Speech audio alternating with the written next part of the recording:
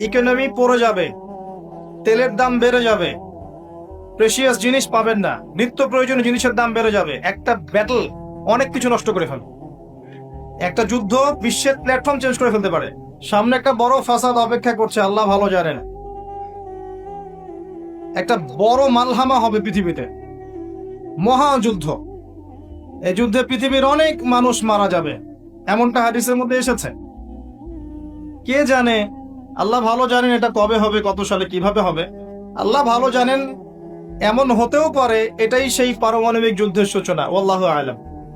কারণ তারা শুরু করেছিল প্যালেস্টাইনকে কেন্দ্র করে, সেখানে পারে নাই।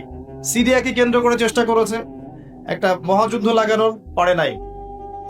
সিরিয়াকে কেন্দ্র করে প্রায় হয়েই গিয়েছিল, এখানে অনেকগুলো দেশ ইনভলভ হয়ে গিয়েছিল, কিন্তু নিউক্লিয়ার যুদ্ধ পর্যন্ত যায়নি।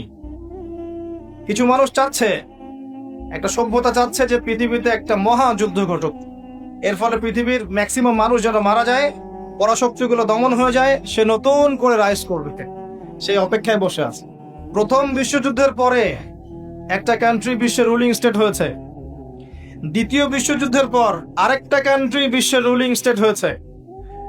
এখন অন্য কোন রাষ্ট্রকে যদি পৃথিবীর শাসন রাষ্ট্র হিসেবে আত্মপ্রকাশ করতে হয়, তাহলে বিশ্বে আরেকটা বড় যুদ্ধের দরকার আছে। জ্ঞানী মানুষ ইশারা বুঝবেন, তারা এই চেষ্টাই করছে। এভাবে বিশ্বের পরাশক্তিগুলোকে তারা লড়িয়ে দেওয়ার চেষ্টা করছে, এবং পিছন থেকে তারা দাবার গুটি চালছে, তারা সামনে আসবে না। এগুলো তারা বুঝবে যাদের দু চোখ আছে, খিদর আলাইহিস সালামের মতো। তারা বুঝবে না, লাহুম কুলুবুন লা ইয়াফকাহুনা বিহা ওয়া লাহুম আযানুন লা ইয়াসমাউনা বিহা ওয়া লাহুম আ'য়ুনুন লা ইউবসিরুনা বিহা উলাইকা কাল আনআম বাল হুম আদাল। এই শ্রেণীর মানুষ এগুলো বুঝবে না।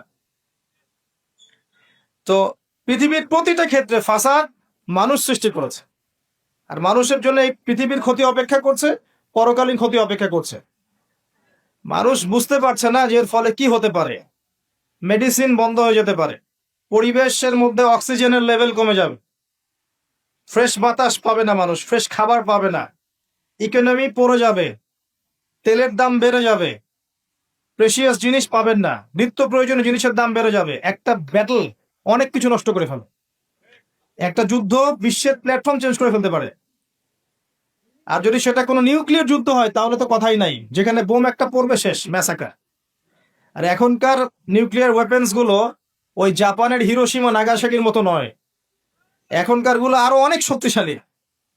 একটা বোমা একটা রাষ্ট্রকে উড়িয়ে দেওয়ার জন্য যথেষ্ট, মানুষ কঙ্কাল ছাই হয়ে যাবে, কিচ্ছু করতে পারবে না। আর যেসব রাষ্ট্রের এই ক্ষেপণাস্ত্র প্রতিরক্ষা ব্যবস্থা নাই, তাদের অবস্থা তো আরো অবস্থা খারাপ। কথা বুঝতে পারছেন না? ক্ষেপণাস্ত্র প্রতিরক্ষা ব্যবস্থা থাকে, কেউ যদি মিসাইল ছোড়ে সেটাকে আকাশেই ধ্বংস করা যায়। সেই প্রতিরক্ষা ব্যবস্থা যাদের নাই, তাদের কি অবস্থা হবে চিন্তা করতে পারে। এই মালহামায় মুসলিমরাও জড়িয়ে যাবে। কারণ বিশ্ব এখন একটা, যেটা আমরা বলি যে গ্রামের মতো, ভিলেজ, একটা ওয়ার্ল্ড ভিলেজ, বিশ্ব একটা গ্রামের মতো হয়ে গেছে এখন। একদিকে ঢিল পড়লে আরেকদিকে প্রভাব পড়বে, তাই পুরো বিশ্ব একটা পরিবারের মতো হয়ে গেছে। একদিকে সমস্যা সৃষ্টি হলে সমস্ত বিষয়ের দিকে ইফেক্ট হবে, প্রত্যেকটা রাষ্ট্র ইফেক্টেড হবে। তো কেউই আমরা ক্ষতি থেকে মুক্ত নই, না দুনিয়ার ক্ষতি না পরকালে। আর পরকালের ক্ষতি তো আপনারা আমার চেয়ে ভালো জানেন। মানুষের জন্য অপেক্ষা করছে পরকালের সওয়াল জবাব, কবরের আযাব, মিজান, পুলসিরাত, জান্নাত, জাহান্নাম। ইন্নাল ইনসানা লাফি খুসর। তারপরেও মনে হয় আমাদের চালচলন দেখলে যে ক্ষতি আমাদেরকে স্পর্শ করবে না। আমাদের ব্যাপারটা অনেকটা এমন যে আরে অন্যদিকে কি হয় হোক, আমি তো ভালো আছি। যখন সবকিছু নষ্ট হয়ে যায় তখন নিজেও ভালো থাকা যায় না। থাকা যায়? যখন সবকিছু নষ্ট হয়ে যায় তখন নিজেও আর ভালো থাকা যায় না। তো আমাদের ভাগ্যেও ক্ষতি অপেক্ষা করছে, এটা সময়ের ব্যাপার মাত্র। এখনো যদি আমরা সচেতন না হই, নিজেদের ফিউচারের চিন্তা না করি, নিজেদের আমল, আকীদা, পরিবার, রিজিক এগুলোকে না গুছিয়ে নেই, তাহলে সমস্যা আছে। আমরা কি সমস্যায় পড়তে চাই? আল্লাহ পাক আমাদের সবার আকীদাকে পরিশুদ্ধ করুন, আমিন। বেশি থেকে বেশি নেক আমল করার তৌফিক দান করুন, আমিন। আমাদের পরিবারগুলোকে আল্লাহ পাক জান্নাতি পরিবার রূপে কবুল করে নিন, আমিন। সবাইকে আল্লাহ পাক হালাল রিজিকের ব্যবস্থা করে দিন। দিন ইসলামকে প্রতিষ্ঠা করার তৌফিক আল্লাহ পাক আমাদেরকে দান করুন।